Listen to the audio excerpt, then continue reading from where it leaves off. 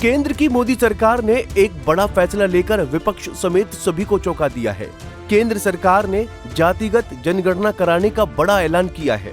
एक तरह है देश जहां भारत पाकिस्तान युद्ध की दहलीज पर खड़ा है, तो वहीं पीएम मोदी ने इसी समय ये मास्टर स्ट्रोक खेल सभी राजनीतिक पंडितों को भी हैरानी में डाल दिया है। लेकिन इन सभी बातों के बीच कई अहम सवाल उठते हैं। पहला, जो बीजेपी हिंदूवाद और राष्ट्रवाद की राजनीति करती आई हो, उसका core voter Hindu vote bank है, भला वो जातिगत जनगणना पर पलटी क्यों मार गई। दूसरा सवाल, क्या बीजेपी का जाति जनगणना वाला दांव बिहार चुनाव के लिए है या फिर ये 2029 के लोकसभा चुनाव की तैयारी है। आइए इस वीडियो में इन सभी सवालों के जवाब ढूंढने की कोशिश करते हैं।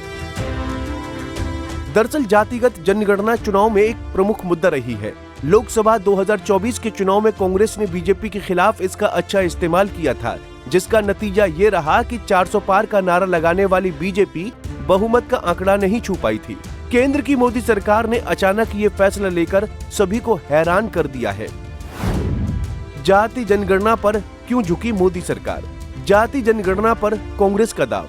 देश की राजधानी में सामाजिक न्याय और समानता के मुद्दे हमेशा से अहम रहे हैं। अब एक बार फिर जातिगत जनगणना और आरक्षण को लेकर सियासी बहसबाजी तेज हो गई है। कांग्रेस और बीजेपी दोनों प्रमुख पार्टियां अब इस पर अपनी अपनी रणनीति बना रही हैं।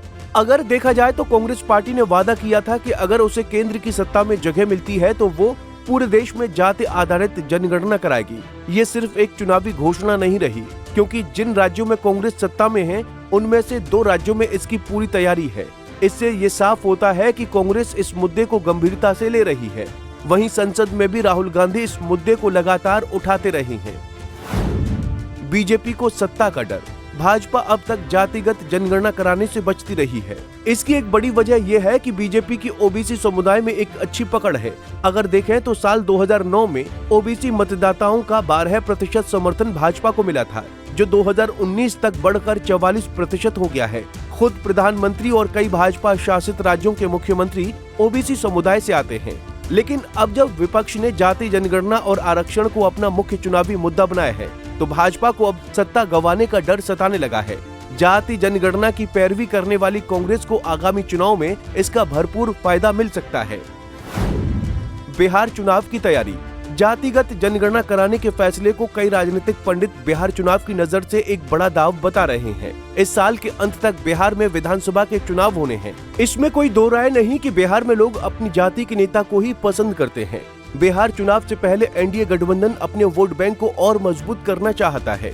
जातिगत जनगणना का मुद्दा लोकसभा चुनाव में भी हावी रहा था। ऐसे में से ये साफ झलकता है कि मोदी सरकार आगामी बिहार चुनाव में कोई कसर छोड़ना नहीं चाहती। बहरहाल अगर अब देखा जाए तो बीजेपी की मोदी सरकार ने विपक्ष से एक प्रमुख मुद्दा छीन लिया है। कुछ समय बाद यूपी बिहार में विधानसभा के चुनाव होने हैं। बरसों से कांग्रेस बिहार में लालू यादव की आड़ में राजनीति करती आई है।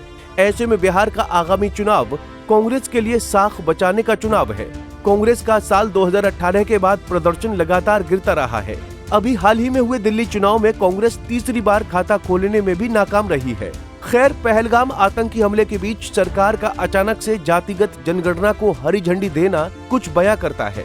अब जातिगत जनगणना से कांग्रेस को कितना फायदा मिलता है, ये तो आने वाला वक्त बताएगा। लेकिन इन सभी बातों में एक बात तो तय है कि जाति जनगणना के मुद्दे पर अब आगे जमकर सियासत होगी।